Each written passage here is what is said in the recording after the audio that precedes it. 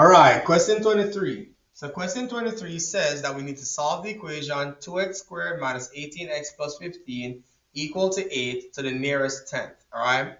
The easiest way to solve this equation when you're trying to solve means you're finding x would be to utilize your quadratic formula. All right. That would be the easiest way of solving this. Okay. But for me to use my quadratic formula, I need to make sure that everything is on the same side. So this positive 8 that's over here needs to go to the other side by subtracting 8 on both sides. So I have 2x squared minus 18x. 15 take away 8 is a positive 7. All right. So the 2 is your A. All right. The negative 18 is your B. And the 7 is your C. Okay. And you're going to use your quadratic formula. All right. Which is negative B plus or minus the square root of b squared minus 4ac all over 2a. All right. So again, guys, that's your quadratic formula. All right.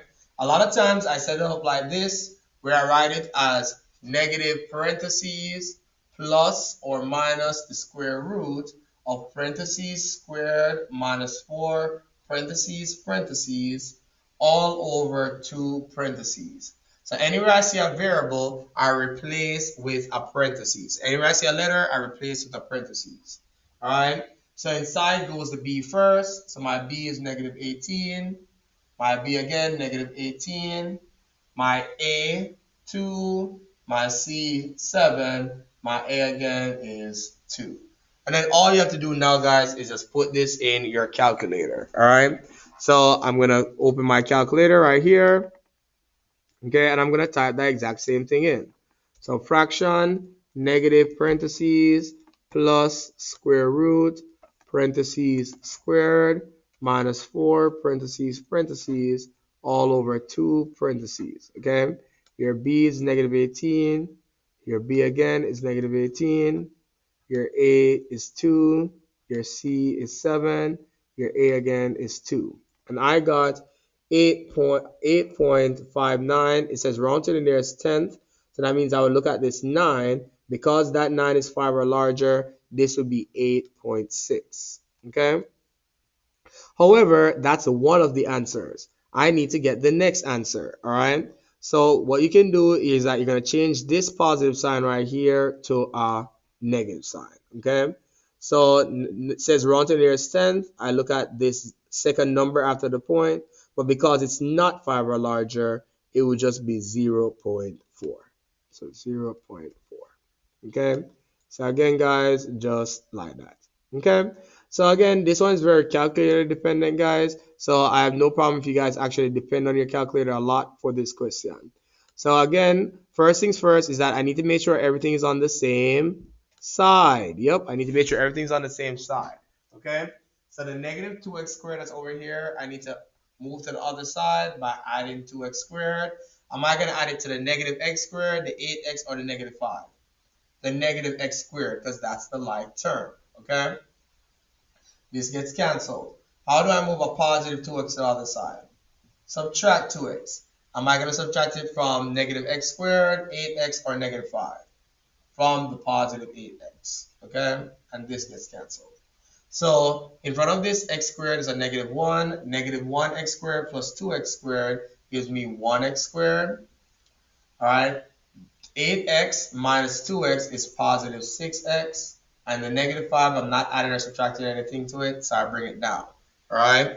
So my 1 is my A, 6 is my B, and negative 5 is my C. All right. All I got to do now is just replace those inside for my formula. Okay. Remember, your formula is negative b plus or minus the square root of b squared minus 4ac all over 2a.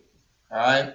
So inside of my calculator right here, I'll replace, delete this, all right, delete the 2, delete the 7, delete everything that's inside of the parentheses, replace it now with a 6 for the b, 6 again for the b, right, 1 for the A, negative 5 for the C, and 1 again for the A.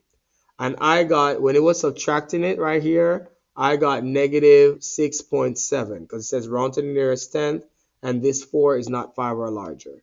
So negative 6.7. Now get our other answer by changing this positive sign that's in between the parentheses and the square root to a change the negative sign, to a positive sign, and I would get 0.74. But this 4 is not 5 or larger, so just 0.7. All right. So again, guys, pretty easy, very calculator dependent. Okay. So let's do the next one. So I need to make sure everything's on the same side. So I need to subtract 3x squared. All right, what I subtracted from 9x squared, 17x, or 8? From the 9x squared, all right? That gets canceled. 9x squared minus 3x squared is 6x squared, and everything else you bring down, all right? So again, the 6 is your A, 17 is your B, 8 is your C. We're going to use that formula, negative B plus or minus the square root of B squared minus 4AC all over 2A. All right, if you realize I write it multiple times because I want you guys to be able to remember it. If you're only plugging it into the calculator, sometimes you might forget. Okay, so again, guys, I'm rewriting it so you can remember what goes inside the parentheses, what letters. Okay, so what goes in first? A, B, or C?